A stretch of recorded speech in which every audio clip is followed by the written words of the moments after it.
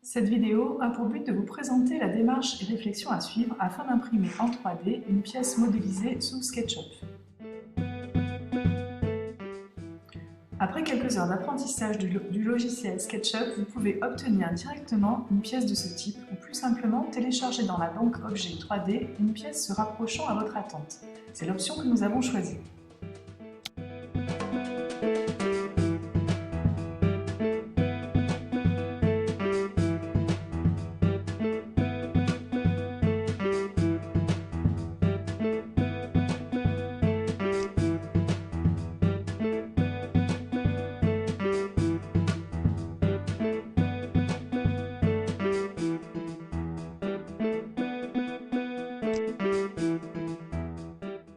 Une fois l'objet téléchargé, il est possible d'exporter celui-ci au format STL pour pouvoir imprimer la pièce.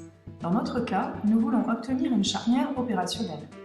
Quelques vérifications voire modifications sont à réaliser, notamment pour obtenir une pièce suffisamment rigide et fonctionnelle dans le sens où la liaison pivot est opérationnelle.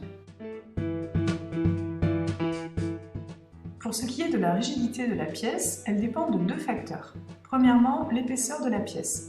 Nous vous préconisons une épaisseur minimale de 2 mm. Deuxièmement, la position de la pièce lors de l'impression dont on parlera ultérieurement. Pour ce qui est du jeu fonctionnel à laisser, il dépend de la qualité d'impression liée à la machine et ou au paramétrage dont on parlera également dans une autre vidéo. En laissant un jeu fonctionnel supérieur ou égal à 0,3 mm, vous ne rencontrez pas de problème. La pièce étant maintenant adaptée pour l'impression 3D, nous pouvons l'exporter au format requis par les logiciels pilotant les imprimantes 3D, à savoir le STL. Pour cela, menu Fichier vers Export STL. Les options suivantes permettent de conserver les unités et échelles. Vérifiez que les options d'exportation d'unités et de format de fichier soient bien sur le modèle Units et Binary.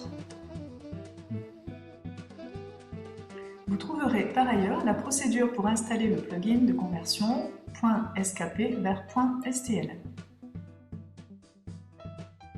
Pour ceux qui préfèrent utiliser ce plugin, l'exportation est un peu différente. Menu Fichier, Export to DXF en STL, valider l'exportation de l'objet en entier avec des mesures en millimètres et exporter au format .stl. Indiquez le nom du fichier et enregistrez.